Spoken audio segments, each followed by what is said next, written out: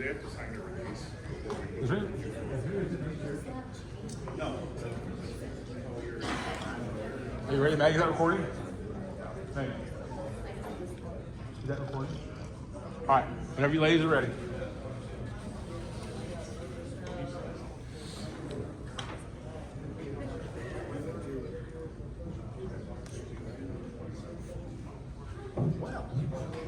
Hello. Testing. 1, 2, 3. All right. Hello, everyone. Good afternoon. Good afternoon. Thank you. Thank you so much for having me. My name is Estefania Alavar Steph. I am a Highmark Blue Cross Blue Shield representative, a client advising consultant at Highmark. Happy to be here. And of course, my portion of the presentation is geared towards your active healthcare benefits and to represent all three of the medical carriers. So Aetna, United Healthcare, and Highmark Blue Cross Blue Shield. So as you know, you have up to the 3 medical benefit administrators to choose from, depending on your employer, location, or union. It is important to remember that each carrier does provide the same benefits, meaning your medical benefits are the same, whether you choose Aetna, United Healthcare, or Blue Cross Blue Shield. Your medical plan does run on a calendar year. So what that means is that your benefits are effective January 1st until, the entire year until December 31st. There are no pre-existing conditions or lifetime maximums when it comes to your benefits. Remember that when it comes to referrals, so if you go see a specialist like a cardiologist or rheumatologist, you do not need a referral when it comes to that. A quick reminder when it comes to your medical benefits is that the medical benefits do include behavioral health and substance use disorder coverage. So that is very important to benefits to remember. I want to pause for a second. Certain preventive services are paid by the plan at 100% without the deductible. But I do want to pause for a second just, to take a little bit of time to remind you guys and your family of the importance of preventive care. Just as you would maintain your vehicle, your trains, to keep them running smoothly, it is important that you also take care of yourself with those regular checkups, those screenings, to help you catch anything that goes on before it becomes more serious and of course more expensive. So I want to talk about your medical benefits as well as open enrollment. I can't believe that open enrollment is just a few months away. It is the entire month of October. So closer, in September, you will receive information from the Railroad Enrollment Services with, of course, information on open enrollment. I do want to mention that there will be no changes in 2026 to the deductible, the co-insurance, the co-pays when it comes to the Managed Medical Care Program plan. So that would be the plan with the co-pays. And then you have the plan that does not have the co-pays, which is the Comprehensive Healthcare Benefit Plan. So when it comes to 2026, open enrollment, no changes to the deductible, co-insurance, co-pays when it comes to those plans. So that is great news there. Of course, details on these benefits, you can find those on your Track to Health website. I do want to mention a few benefit changes that are really worth mentioning. For those groups that have ratified, vasectomies is now a covered benefit. So definitely keep that one in mind. Let's talk about a few additional benefits. I'm just playing. Let's talk about a few additional benefits under the National Health and Welfare Plan. So there are a few vendor changes that occurred this year. I don't know if you noticed a few of these, but I'm going to go through 3 benefit changes or 3 vendor changes. So when it comes to your benefit, the expert second opinion and an advice benefit, it is now administered by Teladoc Health Services, formerly known as Best Doctors. Your advanced care planning benefit, it was formerly with Vital Decisions. It is now with Evolent. Your orthopedic musculoskeletal surgical procedure benefit. The benefit is now administered by Lantern. That one was formerly with Surgery Plus. Of course, more details on these benefits, the names, the vendors, all of that can be found on your Track to Health. How many times are you going to hear your Track to Health? You can't say it enough. Exactly, can't say it enough. I want to just conclude this presentation with some final reminders about open enrollment. When it comes to open enrollment, like I said, it is in October. It is a passive enrollment. So meaning, if you don't want to make any changes, your employees don't want to make any changes, it is passive. So during open enrollment in October, no changes need to be made, everything will carry over. If you're opting out of your benefits, you do have to go in and opt out every year. So good reminder on that. And if you do have a flexible spending account, an FSA, that is one benefit that you do have to elect every year. You have to add those contributions, those annual contributions every year. So you will have to go in and pick those contributions during open enrollment. Just, to close it out, another final reminder of your Track to Health website to learn more. And of course, you'll be receiving more information of open enrollment in September. I want to thank you for having me. I'm excited for the reception this evening and to chat with some of you. And of course, we have our tables outside with some goodies, some pamphlets. Feel free to stop by and ask questions. Now I'm going to open it up for questions. Does anyone have any questions regarding the medical benefits, open enrollment? Just one. You can, there's two, you got the CHCB, you got the MMCP, correct? Correct. If you were in the CHCB and you're not in the open enrollment plan, can you switch to the MMCP? Yes, you can switch benefits during open enrollment. What about if it's not during open enrollment? No, sir. You cannot switch, make any changes to your benefits. It is outside of open enrollment. Angie? Yeah, Phoning a friend? okay. So if sometimes we run into a situation where maybe somebody moves and they had the MMCP plan, the managed care plan, and when they move, their zip code puts them into an area that is a CHCB plan, the Comprehensive Healthcare Benefit Plan. What happens in that situation is you'll get a letter saying that because of your move, you're in this other plan. You'll get a new identification card and information. It does come from Railroad Enrollment Services, and a lot of times people will throw that away, not realizing what it is. And they won't realize that their plan has actually changed until they go to the doctor to use their coverage, and then they realize they're in the plan that has more cost share or more out-of-pocket costs. In that situation, if you were moved because of that, you can contact Railroad Enrollment Services and they can change you back to the MMCP plan the first of the following month, okay? So it's really important if you move and you get a letter, you take a look at it, we can put you back into the MMCP plan.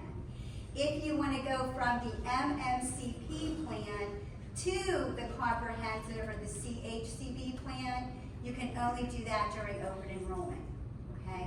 But if for some reason you're moved into the CHCB plan in the middle of the year, you can go back the first of the following month, okay? Sometimes people don't realize it happened until 5 months from the time that they moved. We can't go back 5 months. It has to be the first of the following month, but only CHCB to MMCP. The other way around, it's open enrollment. Sorry. Appreciate it. Thank you. Good question. Anyone else? Alrighty. I'm setting up here for Angie Miller from United Healthcare. Let's see. Of course. Is that good? Okay, thank you. Thanks, everyone. Thank you.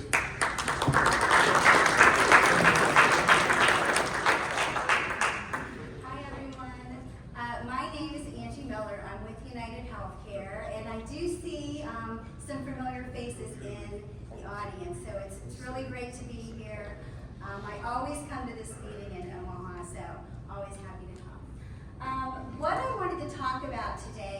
Steph did a little overview of the benefits.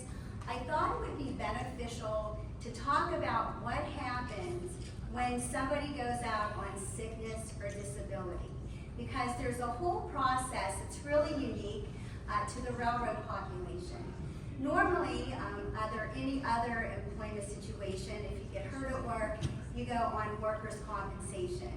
That does not happen here. So if you go to anybody and they bring up the words workers' compensation, that's not what you have, okay? So we're gonna talk about the process, we're gonna talk about how long you have coverage for, what you need to do, and really the most important thing is if you have people coming to you for advice on what they need to do if they're hurt and they can't work, you really need to tell them the right process. You can always contact us, you can contact Railroad Enrollment Services, you can contact me, my cards are on the table out there. But it's really important that when you're sick or you can't work, that when you go to the doctor to use your benefits, you have coverage. So we're gonna talk about that and what you need to do. I don't know how to make this right. Let's see.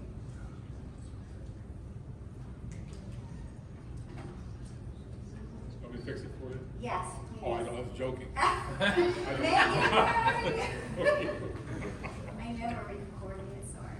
Megan. We can edit it out. Oh, can I just use the, okay. Here we go.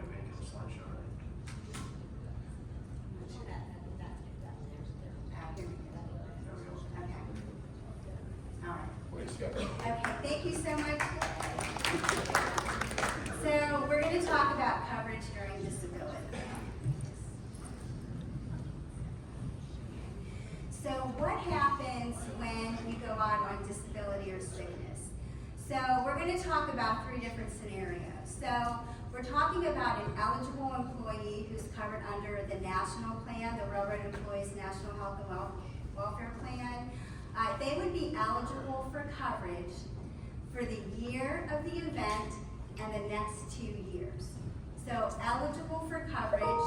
So if they go out of service, say, in 2025 in July, they would be eligible for coverage for the rest of 2025, the year of 2026, and 2027.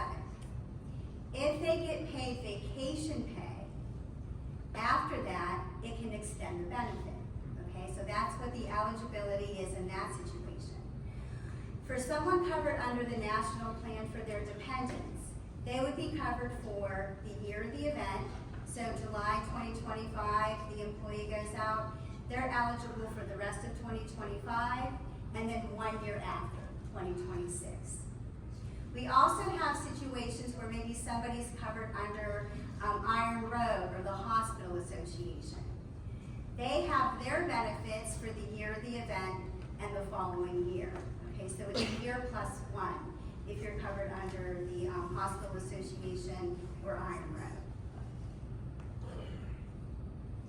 So how are we notified? All the notification goes to Railroad Enrollment Services. So when the railroad is notifying us if someone's working or not, they typically send us a file once a month. Sometimes there are a few railroads that might send a file twice a month, but typically we get a file on a monthly basis from the railroad. And they indicate if somebody's working, if they're furloughed, if they've been dismissed. They have all these different codes that they use. And then we update our records. If they're telling us somebody is out on sickness or disability, they let us know, and that gives that individual 4 months of coverage, okay? That 4 months is to give you time to get something called a proof of disability form on file for us, and we're going to talk about that. So that 4 months will also initiate a COBRA notice going out to you, because anytime there's a break in coverage, you'll receive a COBRA notice. This COBRA notice that comes out is about 13 pages long, and included in that COBRA notice is a proof of disability form. And this form is the key to keeping your benefits going so they don't turn, okay? excuse me. So the railroad notifies us you have 4 months of coverage, and you get that proof of disability form. You might go back to work within that 4 months, you don't know. But on that form, and I'm gonna show you a copy of the form in a little bit, but there is a question on that form that says, is this person unable to do their regular occupation? If your physician circles yes, that's gonna give you the year +2 for yourself and the year +1 for your dependents, okay? Just by them circling yes. If they circle no, they'll put either a return to work date or a date that you're gonna have to go back to the doctor to see them, and then we can extend the benefit to the end of the month of that date, okay? So that's gonna keep your benefits going, all right? We're also notified about sickness or disability from the Railroad Retirement Board. So the Railroad Retirement Board will send us a notice twice a month of anybody getting sickness benefits. When we're notified from the Railroad Retirement Board that somebody's getting sickness benefits, that gives you coverage for the following month. So if they send the file in July saying, you know, Mr. Smith is receiving sickness benefits, then we update the coverage through the end of August, okay? But it's really important that you still get that proof of disability form into us. Because if they stop notifying us of sickness benefits, then your coverage is gonna end at the end of that next month. And then that's when you're gonna go to the doctor, they're gonna tell you you don't have any coverage, and then someone's probably gonna call me to look into it, and we end up getting it fixed, but that's not the point. We're trying to prevent that from happening, okay? So 2 ways we're notified, the railroad or the Railroad Retirement Board. So the proof of disability form can be found on the Your Track to Health website. So when you go onto Your Track to Health, you would go under the coverage tab. When you click on the coverage tab, there's a forms tab, and that's where you'll find that form. I can also email forms out to people. I always do that, so you know we can take care of helping you with that too. But the form needs to be completed fully. So it has to have all of this information. It has to have the employee's name and ID, the beginning date of the disability, the diagnosis, the estimated return to work date, unless they're out permanently, and then it has to be signed by the doctor, okay? And then we can keep that on file. And this is kind of a condensed form, but this is what it looks like. And right up here, I don't know if I can use the pointer, this is where it says, is the employee permanently disabled from his or her regular occupation? If they circle yes, that's what extends that benefit for the full time, okay? And again, if someone's receiving vacation pay, so if they go out in 2025 and they receive vacation pay in 2026, that's going to extend the benefit for another year, okay? So very important. Now normally that's where I stop when I talk about coverage during disability, but this situation has been coming up a lot lately, so I wanted to bring it up.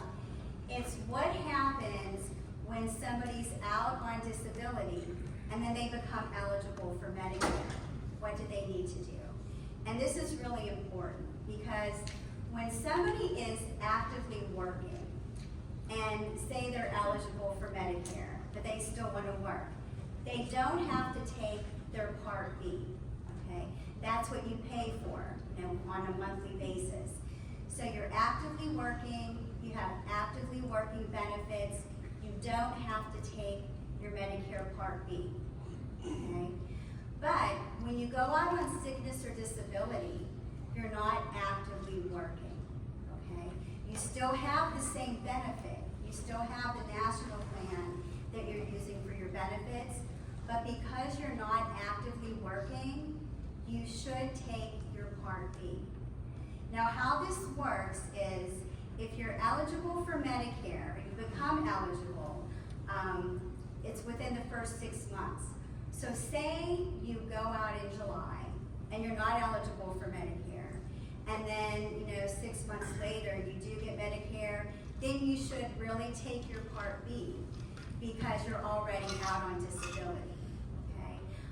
If you're out for maybe a year and a half and then you become eligible for Medicare because you've been on disability for more than 6 months, you would want to take your Part B. Now, you don't have to take it, but what's gonna happen is the way that your claims are gonna pay are gonna work differently, okay? So the plan would become secondary to Medicare at that point. So you'll receive a letter from Railroad Enrollment Services if you have United Healthcare.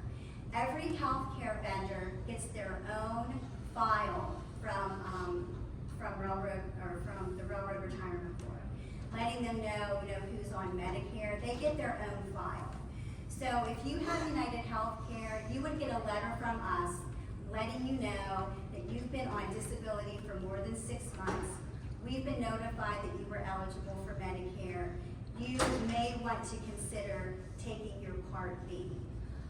Most of the times, that letter ends up in the garbage too, with a lot of that other stuff, because it's coming from not your healthcare vendor, but from Railroad Enrollment Services. So that's very important. If you don't take your Part B, or if you have somebody coming to you with this issue, the reason it's important is because Medicare is paying primary, the plan is paying secondary. And because you don't have your Medicare Part B, then we're only going to estimate what Medicare would have paid, and then we pay a percentage. So then you're gonna end up getting really high bills because you don't have your Part B coverage, okay? So the bottom line is, if somebody comes to you and they say, hey, I'm out on disability, but I got notified that I'm on Medicare, do I have to take my Part B? A lot of times they're told from their coworkers or somebody else, oh, you have the national plan, you don't have to take your Part B. In this situation, it does behoove you to take that Part B coverage, okay? Because the bills, it doesn't sound like it's a big deal, but it can add up to thousands of dollars if we don't know. Now, in this situation, if you're eligible for Medicare and you're out on sickness and disability, we can reimburse your Part B premium for the first year of your disability coverage. So if you went out in 2025 and then say you were eligible for Medicare in the beginning of 2026, you have 2025, 2026, and 2027. We can reimburse your Part B premium for the full year of 2026 and any part of 2025. We don't reimburse the last year, but there is some reimbursement there for that Part B premium. But I've been getting a lot of phone calls about this from a lot of different people that this has impacted. So I really wanted to talk to you and mention that this is really something that you want to take a look at. And I'm going to have this presentation so it can go out to anybody. So George, if you want to send it out, you can send it out electronically to anyone too. Okay? All right. So I think we're going to take questions at the end, correct? Is that? We can do it by section if you want. Section, okay. Any questions about this? I know it was a lot of material and not very exciting, but any questions for me about the process? No? Going once, going twice? All right, well, thank you very much. Thank you.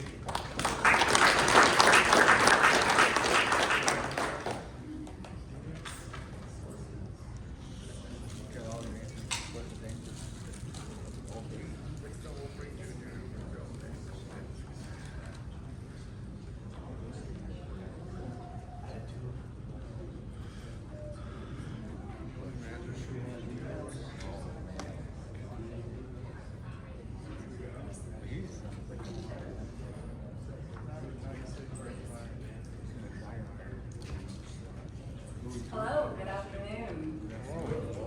I'm Carol Sapruski with OptumRx for your pharmacy benefit manager.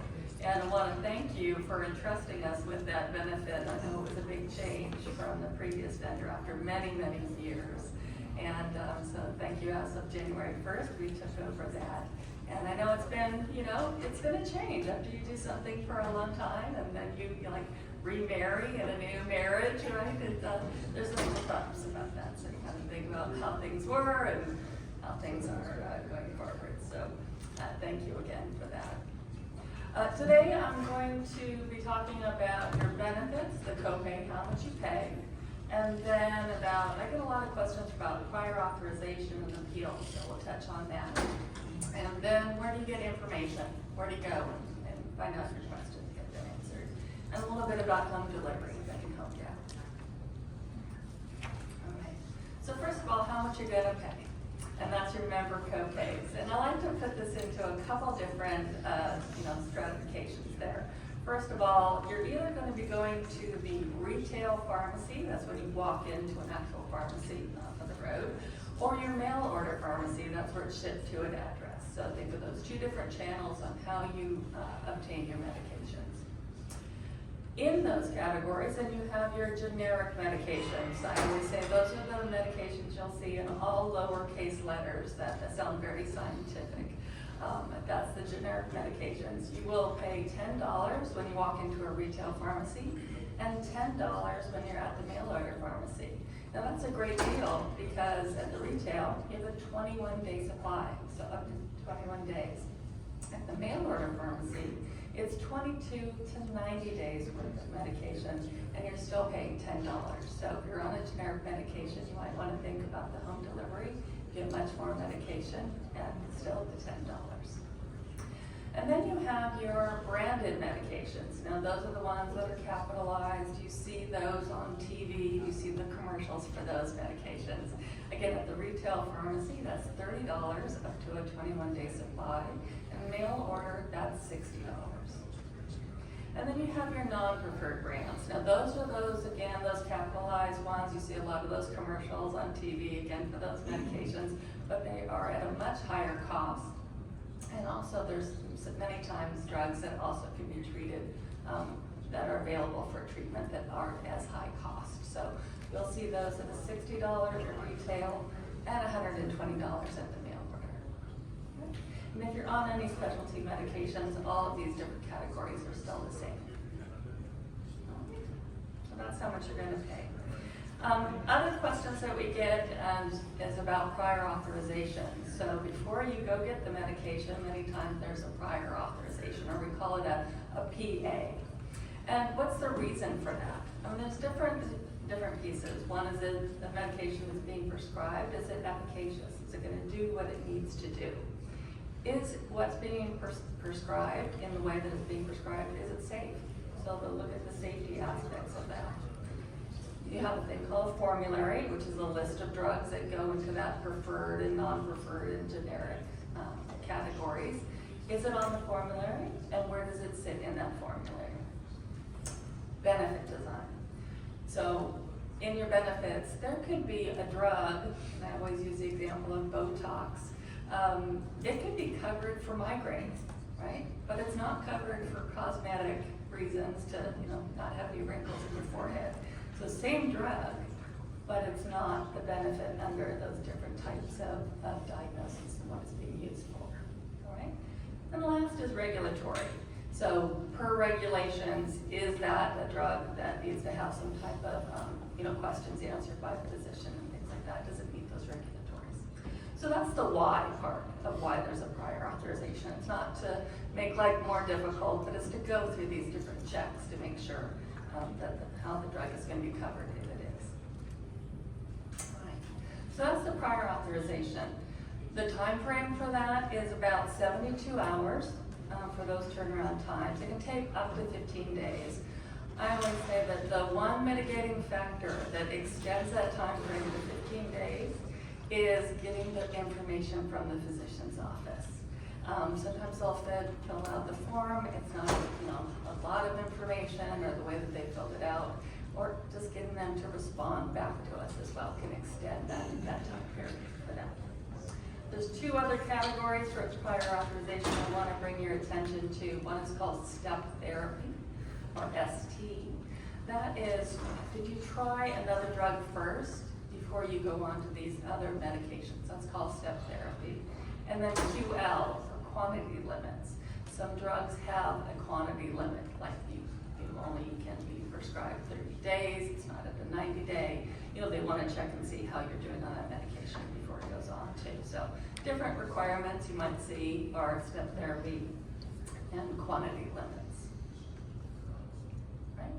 Just want to say that I said 72 hours to 15 days.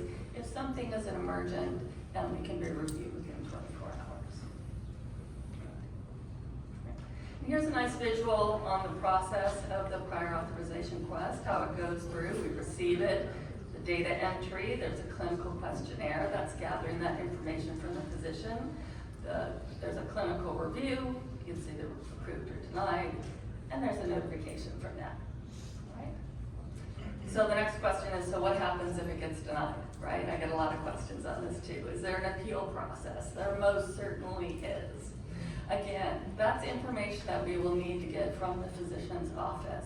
So that first appeal, they'll be asked, information that comes on the denial letter, what other information or who to contact on that. It'll go through a review from a specialized physician. So if it's a neurology drug, it's going to be reviewed by a neurologist. So these are people in those categories to review it. Let's say it goes through that, all the information is gathered, it's still denied. Is there another aspect? The physicians can always talk to each other. They can ask for a peer-to-peer review, because sometimes things are missed in writing, or maybe it's more easily explained when you're talking. So it can always be a peer-to-peer review, and there can be an external review as well. So those are two different areas that they can do as well. How long does that take? That takes up to about 30 days, but again, if it's something that's really urgent, it can be done in 72 hours. So don't fret. If you get that denial letter, many times the information that was, first processed wasn't there for them to make an accurate decision. Going back to the physician's office, getting a little bit more information, many times those are overturned. Again, if it is continuing to be denied, those physicians can talk to each other, and it can go out to an external review. All right. Yes? When you're doing the emergent process, all of that's done via email and phone calls, correct? Yeah, the physician's office, that's correct. And I would say have the physician's office pick up the phone and explain why this is of an emergent nature. When you say it's physician to physician, it's my physician and somebody that you pay, that you have on staff? Right, on that first review, that is the physician to physician of somebody who's on staff at Optum. That external review, that's an independent person. But the doctors can still talk to each other during that process as well. So with that too, are they, you can have a neurologist, but you have different phases of the neurology, or, so is it direct peer-to-peer, where it's in the same, they would be able to operate the same way, or is it just a general neurosurgeon? Yeah, it would be somebody who's an expert in that particular drug and the specialty in which that drug is being given. So they'll find somebody who they can talk to peer-to-peer. Does that help? Even if it gets down to those different aspects of it. But it's a talk, they talk to each other, there's no formal paperwork to be filled out, correct? Right, there still is paperwork, right? So they have to actually, for the first appeal and the second appeal, they have to actually write things out, but they have the opportunity to talk. Right, so it's not just paperwork, right? So if the doctor says, hey, listen, I don't think I'm getting my point across the first time. I did everything I needed to do in that first appeal. It's going out to the second appeal. This time I want to be able to talk to somebody. Explain the studies that I put in there. I want to be able to, express that. Yes? I'm sorry, I was out of the room when you probably got asked this question or answered it. Why do you deny medication? Why do we deny it? Yeah. Well, good question. Here. I'm sorry. No worries. I'm flexible. All right. So there's different areas that we look at. You know, one is the drug efficacious. Is it, how it's being prescribed, is it gonna do what it needs to do when they're putting in that request? Is it safe? I mean, what they're asking to treat that for with that medication, based on the parameters, is it safe? Is it part of the formulary, right? Is it something that's part of the benefit design? Is it, from a regulatory standpoint, is it, you know, something that should be covered or in that way? So there's different, you know, different parameters for that. So basically, formulary, benefit design, safety, efficacy, and regulatory. Is that not what we trust our doctors for? Well, I mean, a doctor, I'm not gonna get into how a doctor, you know, is prescribing or practicing He's medicine. giving it to me for a reason. I'm sorry? If a doctor prescribes me medication, he's giving it to me for a reason. Right. How he wrote it may not be in the way that is part of the package insert and how it was supposed to be prescribed. So Appeals. maybe it was a mistake. Maybe it was an oversight in how they wrote it. You know, I don't know. We do trust the doctors for sure, but there are certain parameters from regulatory. Is it safe? Is it on your formulary and benefit design? Well, why I asked that question was, I've been on this medication for years, and I got a refill for you guys for, you know, up until the last, I think, 2 months. And then I get a denial letter saying that this is no longer covered, but you guys covered it up until then. Well, was that wasn't, like, didn't something come out on April 1st about like having some, you know, your doctors having to send reauthorization, right? Yeah, so Yeah, 'cause I remember getting a letter in the mail too. Yeah, what I understood was that when you were transferring over from Express Scripts to Optum, there was some continuation of therapy and drugs that you were on. To April 1st. Through April 1st, that's correct.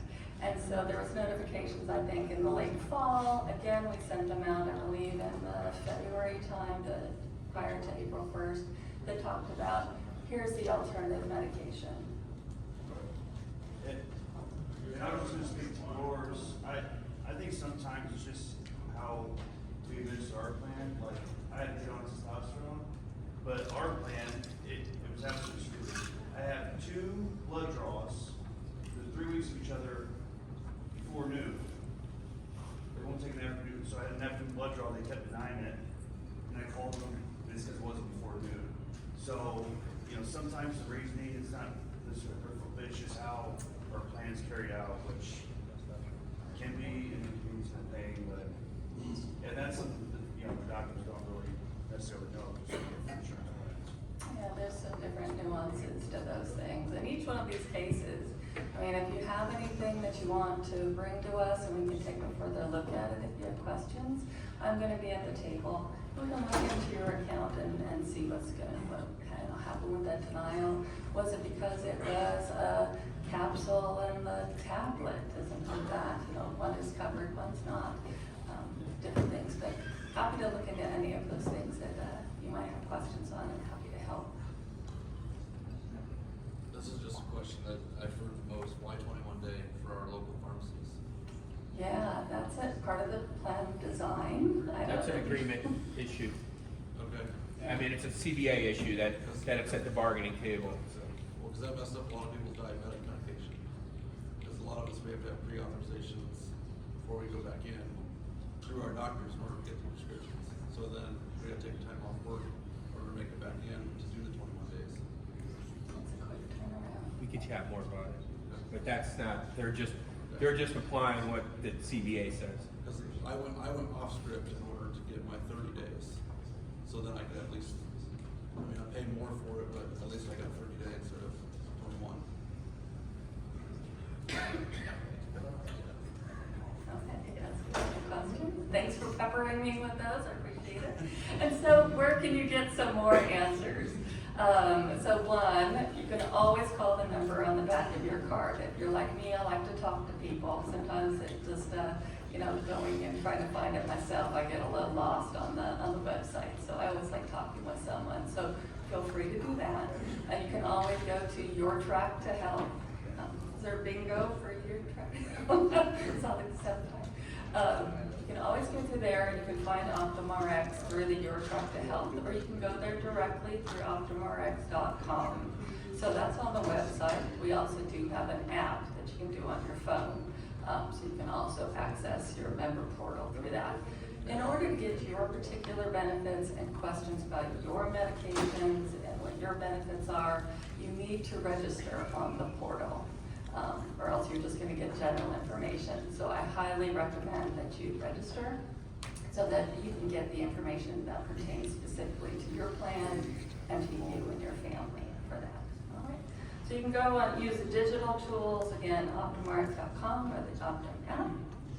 And one really great thing that you can do on there too is, and I think I was explaining it to someone here in the room, you know, if you've gone to the retail pharmacy and you handed them your prescription, but now you're like, oh, I want to use that home delivery because I want to, you know, get my $10 for the 90-day supply. You can go on that website. It has all the prescriptions that you've had at those retail pharmacy, and you can transfer that into the home delivery with a click of a button and pay there online as well. What's really great about home delivery, it is free shipping, it's a 3-month supply, and it's also very safe packaging. I just had a delivery the other day, and it was really cool. The packaging inside was kind of like this woolly material, so that was kind of neat. It wasn't plastic that you were just throwing away. And then secondly, the refrigeration, there was a gel inside of the ice pack, and you can open that up, and it's plant food. So my plants got their vitamins as well from the inside of that package. I thought that was a really neat use of the ice packs as well. All right, so that's where you can find some information on home delivery on the website as well. Yes? I got a question for you. Going back to the prior authorization stuff. Yeah. You know, I've dealt with quite a few members and stuff, and it seemed like we had stuff straightened out. I mean, everything was good, members were gonna get their medicines and stuff. Then all of a sudden, there was a problem with prior authorization.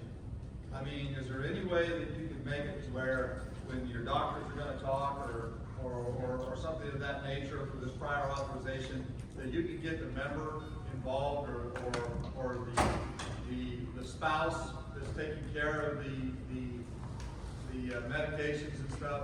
Because I'll tell you, and I've been through it myself, they say it's all taken care of, then all of a sudden, the doctor says, we did our part, the provider says, we did our part, and we're stuck in the middle, and we're still not getting medications and getting stuff taken care of. I think sometimes if you have a 3-way call, which I've done before with people, and you get everybody involved, people seem to do a little bit, things seem to move along a little bit faster. Does that make sense? It sure does, and I'd love to know about that case where something was good and then it wasn't good again. I know that we had one case where I think they received an approval and then there was another request and it got canceled and then they got a denial letter. Yeah. Very close to each other. It was still approved.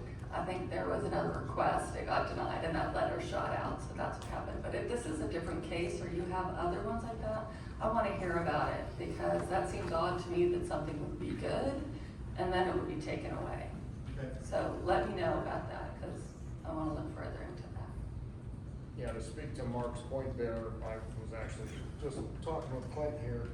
I've got 2 prescriptions that I've been on for a long time, and after 7 attempts to get them through Optum, I finally said, the heck with it, I'll just keep getting it at the pharmacy. Because I went through exactly what you just said. I got it, it was submitted, it was approved, it was gonna get shipped, order was canceled.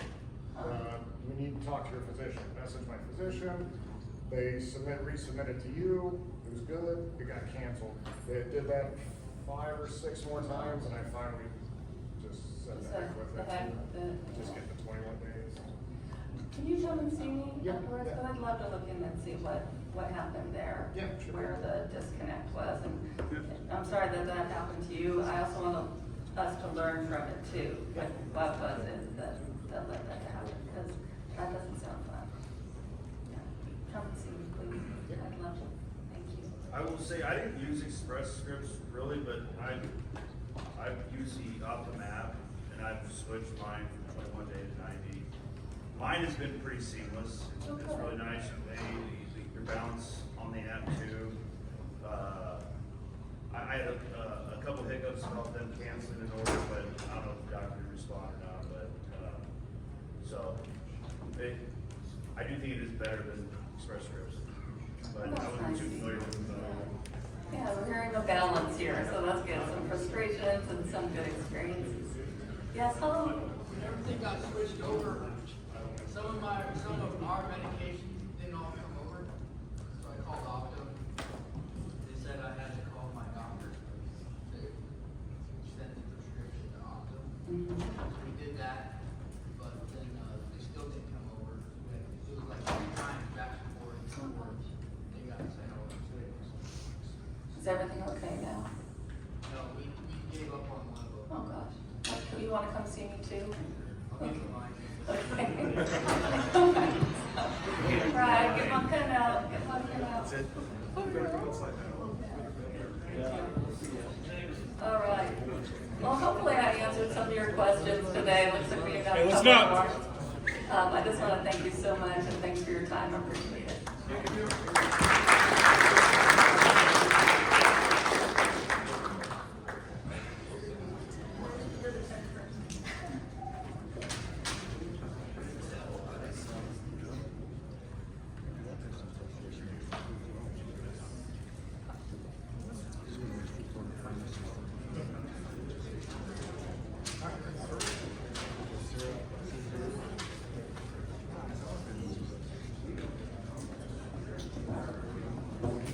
Good afternoon.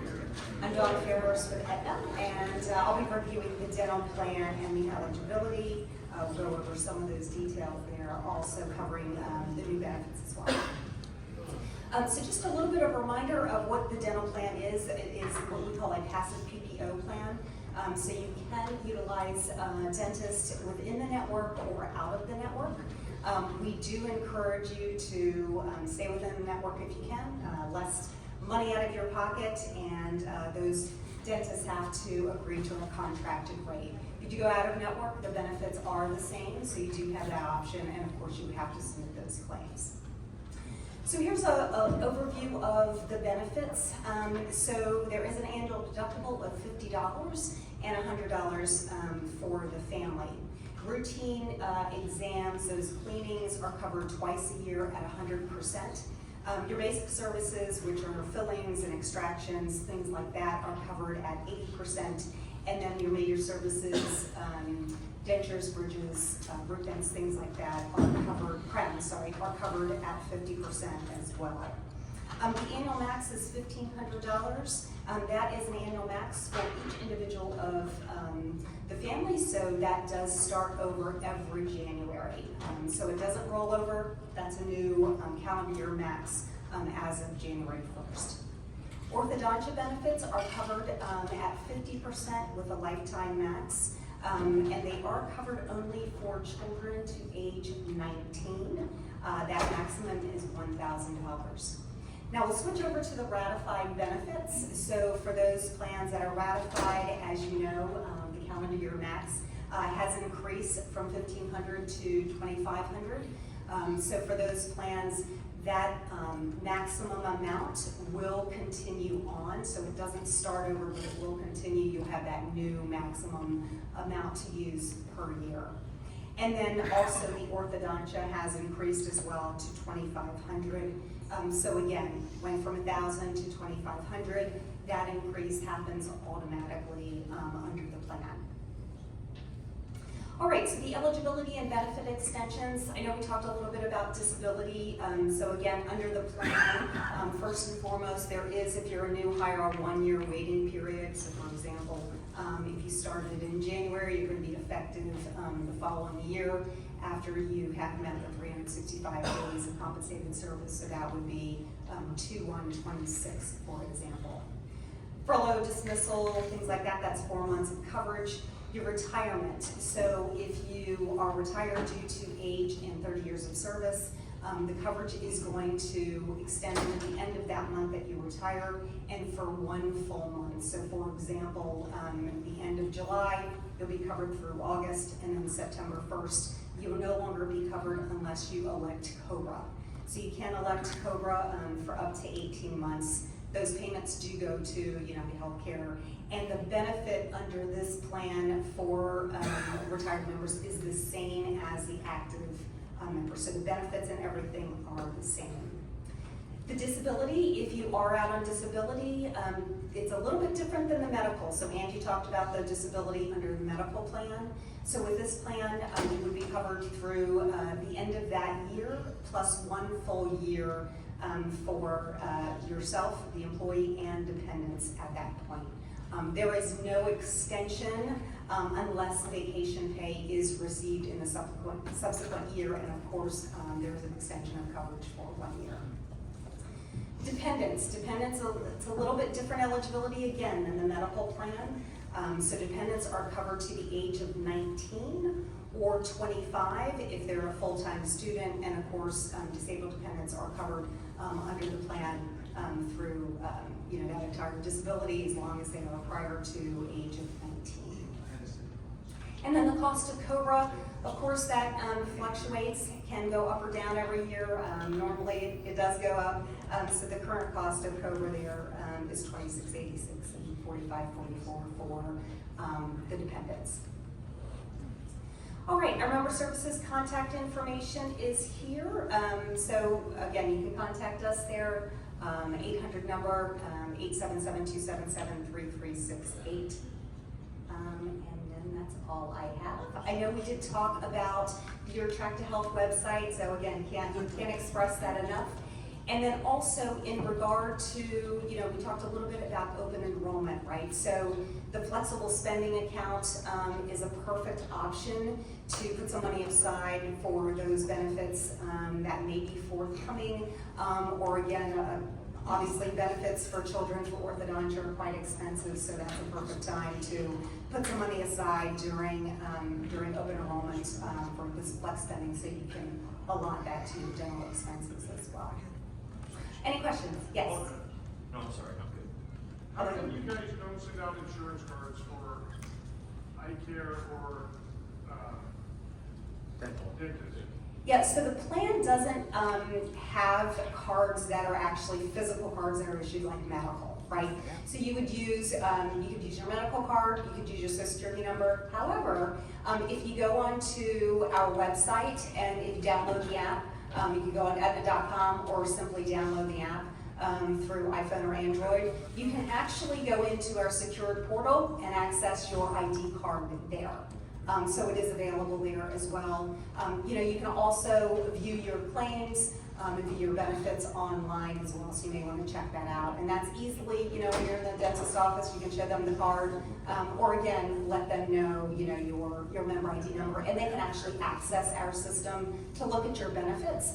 Again, they'll see the benefits you're changing, right? The increase in the benefits, and also the eligibility as well. But it's Sure. like a small town and you need to get dentist and that, how do you do that? Yeah, so that's a really good question. So, dentists are a little bit different than medical providers, right? Different than a PCP.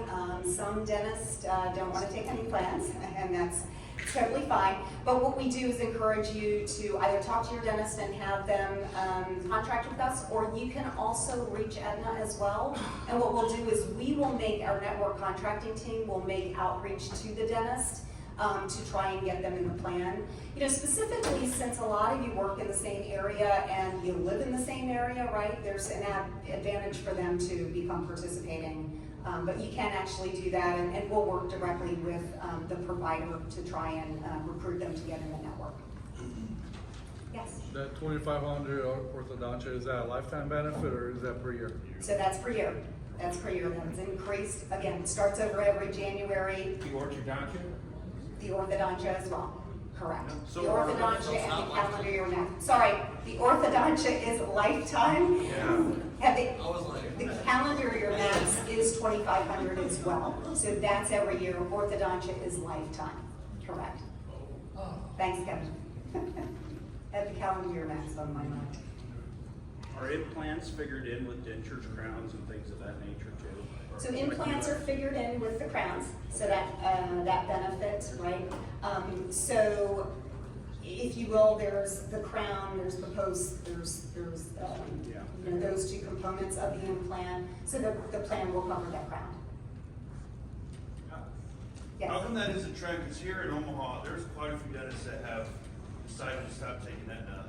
Like, you know, I guess why is that? Like, what's the trend? I don't know the trend, not specifically here, but you know, again, sometimes it will happen where they no longer want to be contracted. So I would say definitely let us know if you have a specific dentist or dentist, if you will, let me know, you know, please come see me at the table or please call us and we can find out what's going on. For some reason, if they just didn't want to, you know, have a new agreement or recontract with us, but happy to outreach to them. Yes? And to the ID card thing. Yes. If you have Android or iPhone, you can also put in your wallet. Correct. So you can do your United Healthcare, and you can also all go right in your wallet. Correct. On your Yep. phone, and then you've got it Yeah, that's an available at any time. So. easy way to access it, easier than, you know, having an actual physical card. All right, any other questions? All right, well, again, thank you for having me. Next up is Pernisha. Thank you.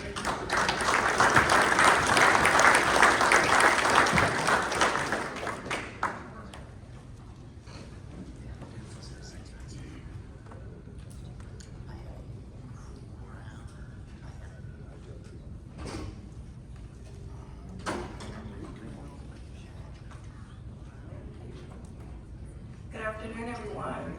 Again, my name is Renisha Lattimore, and I am the Client Service Relationship Manager with the Hartford, and the Hartford is your administrator for your supplemental sickness benefits. So thank you again for your time today and the opportunity to share information regarding the SSB benefit. So what is the supplemental sickness benefit? It's also known as short-term disability, and it is a supplement to your retirement railroad benefits. A few things to remember when thinking about the SSB benefit is your claim must be filed and submitted to the RRB and be deemed eligible with the RRB in order to be eligible for the supplemental sickness benefit plan. So if you become disabled and you need time away from work due to a sickness, injury, or illness, then the first thing to do is contact RRB, and then you should also contact the Hartford to start your claim. Under the SSB plan, the maximum length of benefits is 12 months, and the claim must be filed within 60 days from the date of disability. So many of you, I won't spend a lot of time on this because you are familiar with the Railroad Retirement Board, and I think you have a representative here today that will share additional information. But it basically provides benefits for unemployment, sickness, and your disability and your retirement annuities. We do partner with the RRB because, as I mentioned, we are a supplement benefit to your RRB benefit. So once you are or become disabled or sick, then you should apply to the RRB first. The RRB sends us a weekly file with people who are eligible for RRB benefits, and they also send us, if we have to communicate with them manually, they will share information. What is our role in the SSB benefit? Once you initiate a claim, and I'll talk about the 3 different ways that you can file a claim with the Hartford, then we will partner with the RRB. We will review your medical information. We'll work with the employing railroad to obtain your eligibility and your wage information. We also offer a dedicated toll-free number for your employees to call from 8 a.m. to 8 p.m. Monday through Friday in case they have questions. How do you receive payment once you're deemed eligible and we approve your benefits? We will either issue a paper check or you can sign up for a direct deposit. So one of the ways that you can file a claim and the preferred method is through our toll-free number. The number is 800-205-7651.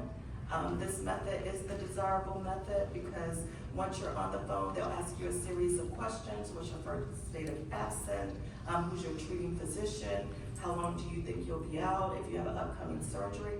And then there's also, we'll ask you if you want to give us some medical authorization. And what that authorization does is completely voluntary, but it removes you from the process as far as collecting medical information. So when the RRB pays and approves, the Hartford is still responsible for going out, collecting that information to substantiate your absence from work. The other item is, the other way to submit a claim is via the website, 24 hours, 7 days a week access through the abilityadvantage.com. We love our acronyms. You may hear it referred to as the THA website. This method is also preferred because you can start your claim Sunday through Sunday, 24 hours a day. Last but not least, we still offer mail or fax. So through your Track to Health website, there's a bingo card for you. You can either download a claim form there, print, and here's the mailing address. So after the claim is filed, you've either used one of those three options. What happens next? You will receive a packet in the mail outlining the information that you've shared with us. In that packet will also be an authorization form. Again, it's voluntary. You don't have to complete it. If you don't complete it and we need medical, then you will be responsible for sending that medical information to the Hartford. You can either mail, fax it in, or take a picture on your smartphone and upload it to the claim. There will also be the W-4 form and a direct deposit authorization form. Again, all of these forms are voluntary. So after we go through the process, we receive the medical information, then and we verify your eligibility and that your claim has been approved through the RRB, then we will make the determination on if the medical information received is viable for us to process and approve the claim.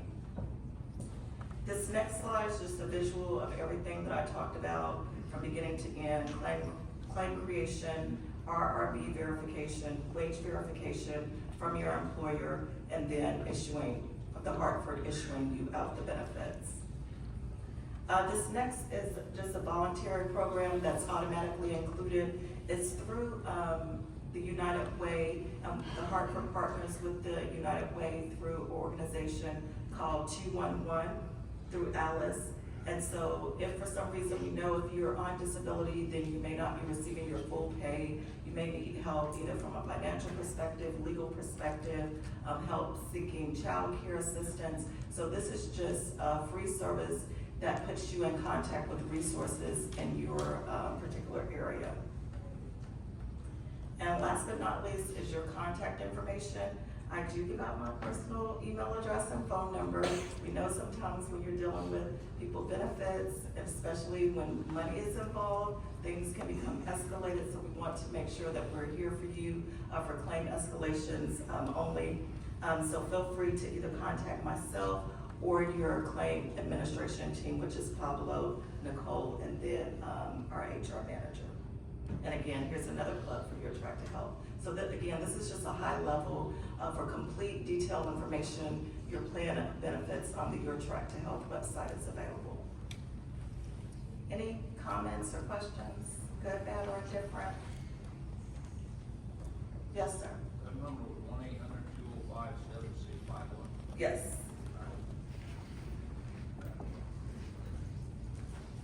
Any other questions? Sometimes being last has its advantages. So between you and the break. All right, thanks everyone for your time. Thank you. Thank you.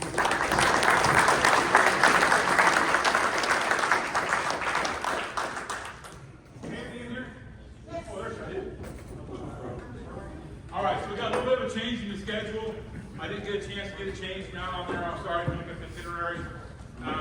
Kevin, give up his spot for this afternoon. We're going to have Tammy. She says she's got about 10 or 15 minutes, and then we'll wrap this up for the day. I'm going to announce some ash before we get done, and then we'll spin the prize wheel for the cooler, one of the coolers in the back. Yeah, and after the meeting, If your E-board officers and staff meeting, have a little discussion. George, I emailed your presentation. If you don't, I can just talk. I know these are hard.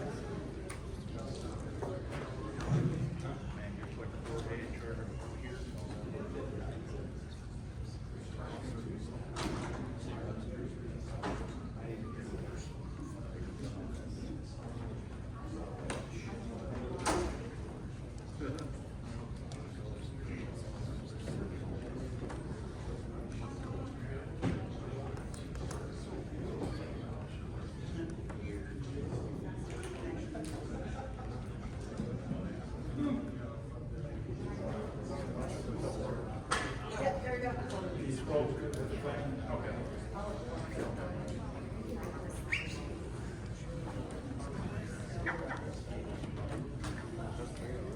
Thank you. Hi, everyone. My name is Tammy Weatherman. I'm Vice President of Sales for Employee Benefit Systems. This thing is in my face. So anyway, I'm so delighted to be here today to share with you the benefit program that we have. I wanted to tell you, I'm with Employee Benefit Systems. We've been selling supplemental policies to union members since 1997. We're privately owned by Mr. Weldon Granger. This right here is our letter of, we got the national endorsement for our disability plan that we put together. The national board searched high and low for many different carriers and found that our plan was the best fit. And so we were very excited about that endorsement. Here's just some of the companies that we work with, union companies that we represent. We have over 500 collective bargaining agreements. We're in 48 different states where we enroll. We enroll boots on the ground, call center, and as well as in-person call center, and self-enroll, and on your smartphone you can enroll. So all of those things are true. We serve not just active but retired union members as well. So our plan offerings include all plans are guarantee issue, no health questions. Benefits are paid directly to the union members, same day coverage for accident, critical illness, and hospital. Annual wellness benefits on most of our plans. And most plans are fully portable with same day coverage except for the group term.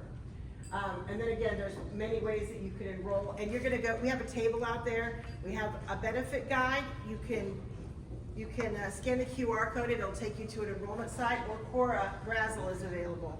So I'm gonna start by saying for VSD, we did a rollover of all the AFLAC disability plans to what I'm calling our base plan. So we rolled, if you were already in the AFLAC plan with VSD, we rolled you over to the base disability plan. We've opened up the open enrollment, and now's your time and opportunity to switch to this Premier Disability Plan. With the base disability plan, your pre-X was already met if you had AFLAC coverage. Any increases are subject on this Premier would be subject to pre-X on the difference, on the buy-up piece of it. For instance, on the base plan, let's just walk through the benefit here. So the railroad disability pays on average about $3,200 a month for the months 1 through 12. Then in months 13 through 24, it goes away. So what our benefit is on top of that, what we call a waiting period or an elimination period, is the first 90 days for the base plan. Then we're gonna pay $400 a month on top of what the Railroad Retirement Board pays. Then in months 13 through 24, when that benefit goes away, we kick in 8 times that amount at $3,500 a month. That plan, if you're under the age of 60, is $23 a month and some change. Option 2 is the Premier Disability Plan. We just invented this, we just rolled this out.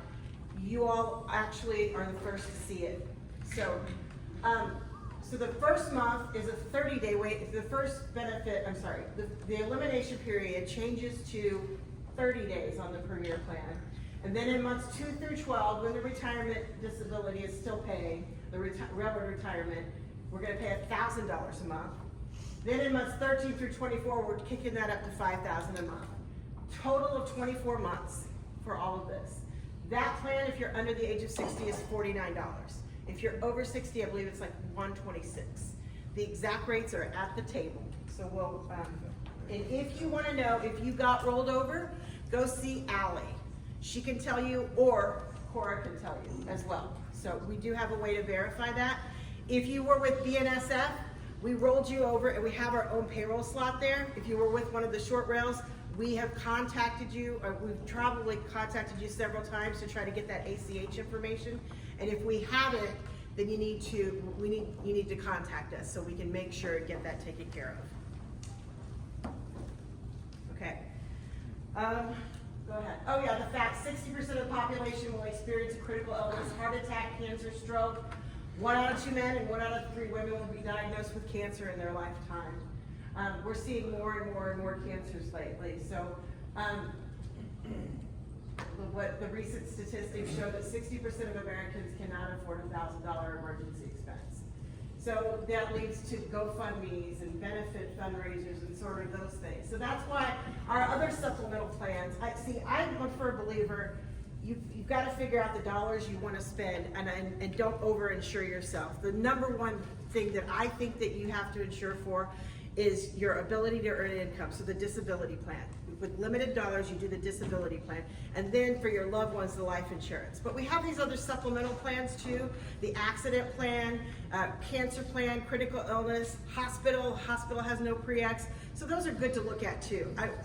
The third thing I like is the accident plan because we're filing it with the insurance commissioner now, and by 10/1, that accident plan is gonna have a double indemnity benefit for the same rate you're paying now. Meaning if you die while at work, it's gonna pay $200,000. And that accident plan is $20, under 20. So, keep going, so these are some of the plans. Accident, it's got a $100 annual wellness benefit, critical illness, $75. So once a year, you can file for those wellness benefits. And that's for each person on the plan. If you have a spouse and 10 kids, you get that benefit for each one of those children. I think the point where you make money is if you have 5 children and a spouse, and then you make money on these wellness benefits. Well, that's the only thing you're making money on if you have that many kids. How do you get I'm the not wellness making money benefit? on that. So the wellness benefit, you can call Cora, because she's our dedicated account manager, and she'll help you file those claims. You can also file the claims, I think there's a claims app, but we have the claim forms, and I think it's telephonic. So you could do a telephonic call in to file the wellness claim. And they're on the honor system. So my name is Tammy, I went to Dr. Fred last Thursday, I got a blood glucose test for diabetes, and I get my check in 3 days. Go ahead. Okay, the other thing is the life insurance. So we have 3 types of policies here for our members. They're all guarantee issue. They are no health questions, no height, weight, any of that. During open enrollment, they're all guaranteed. If you choose not to elect them during open enrollment, you have to wait till next year. No late entrances on this. So the first one is a term life policy, and it's the cheapest, but it's for a term of your life, and that term it ends at age 70. You won't have any insurance after that. So, but again, that is the cheapest. The second is a Chubb lifetime benefit term. That's a whole life policy as well as this BML whole life policy. The difference in the two is the Chubb lifetime benefit term can turn into a long-term care policy. So if you purchase $100K, you can use a portion of that if you're not able to do at least 2 ADLs, activities of daily living, you can use that life insurance amount toward paying a home health provider. And then the benefit restores if you use it all up. So it's really, really unique because a standalone long-term care policy is super expensive. So we just don't sell it. But this is that's got that unique feature. And then the BML whole life, that is a guaranteed interest of like 3.5%. It builds a cash value over time. Okay, those are the 3 differences. You can enroll in all of them if you want, all the guarantee issue. The communication, so right now we opened up this enrollment because we wanted you all to be able to enroll in the benefits. If you enroll now through the end of next week, your effective date is going to be 9/1. We also have another open enrollment for VSD to capture all the members, and we'll be mailing postcards to your home, doing text and email campaigns, just so nobody misses the opportunity, because it's once a year that we do these enrollments. And that is going to be September 8th through the 26th, and that'll be an 11/1 effective date, because that gives us time to get get the carrier payroll slots in place and that sort of thing. So there will be another open enrollment for the members. You let them know, 8th through the 26th. I'm open to do meetings for the federations or the systems. If you want Zoom meetings, if you have in-person meetings we can come to, any of those things, we're open just to get the word out about this. Do you have any questions? Do I have any? Okay. So we can come to you at your table, we can give you our employee information and our name, and you can check and see if we've been rolled over from Aetna and how we're doing on that process. Yeah, from Aflac, we can take a look at that, or Ally can take a look on the disability, but we can, yeah, we can absolutely do Because it. there's a lot of people that didn't really know until. Sure. We're also, we've got a Yeti out there, and Cora's gonna draw for that after lunch tomorrow, so please be sure and put your name in the drawing for it. And if anyone has any questions, again, we have the table over here, happy to answer the questions. All of our service is done out of, well, Cora is the railroad queen here, but we also have a home office in Houston, Texas, where we also take backup calls. When she's on the road with me, the home office in Houston handles it, so. Thank y'all. Thank you.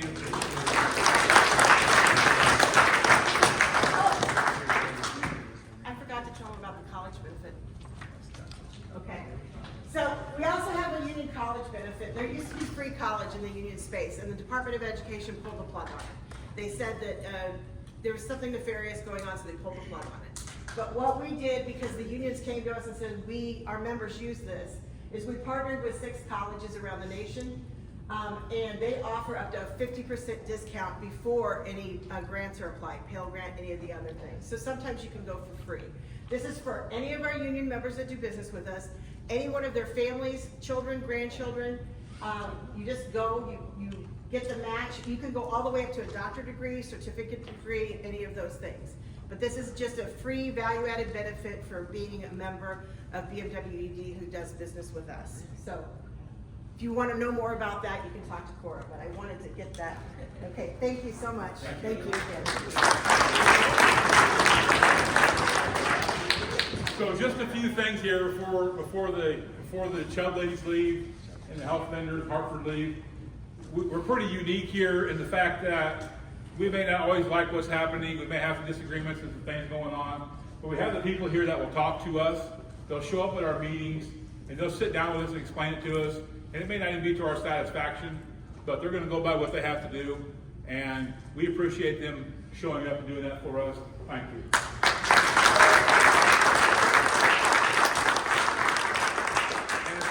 As far as the Aflac to Chubb, I'm not going to stand up here and advocate for any plan. You have to discuss that with your families and see what's best for you. But what I will say is this.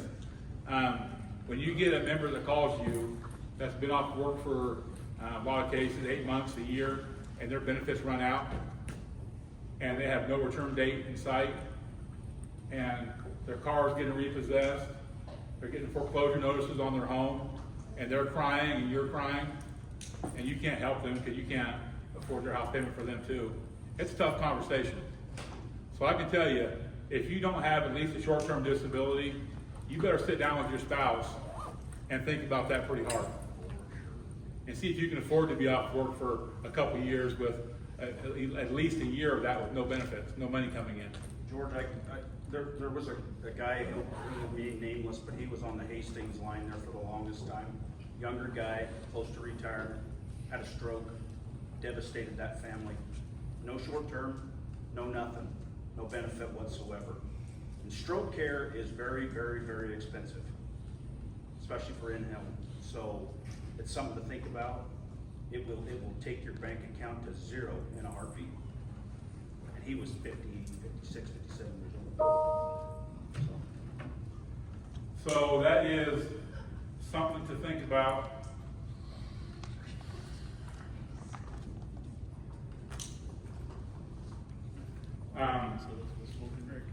I'll do the prize there in just a second. So think about that and think about it seriously. Talk to your spouse and see if they think about it. For 22, 23 bucks a month, you can't afford not to be covered. I'll just tell you that right now. And it doesn't go up once you get it.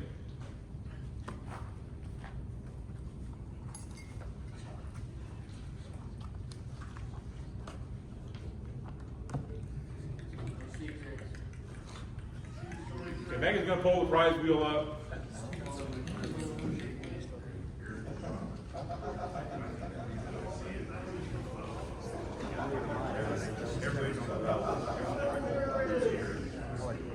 It's electronic.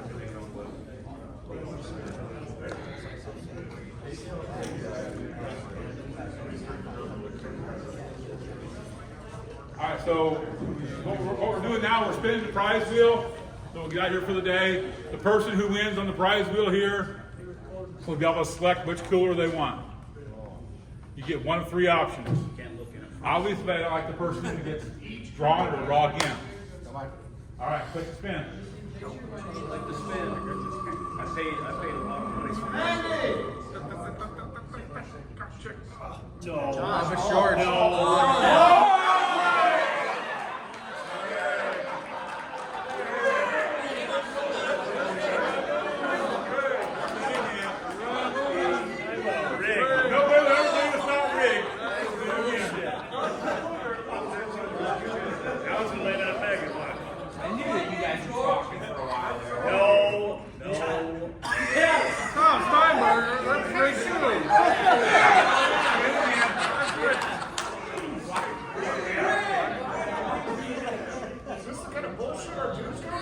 There you go. Give it to Bill.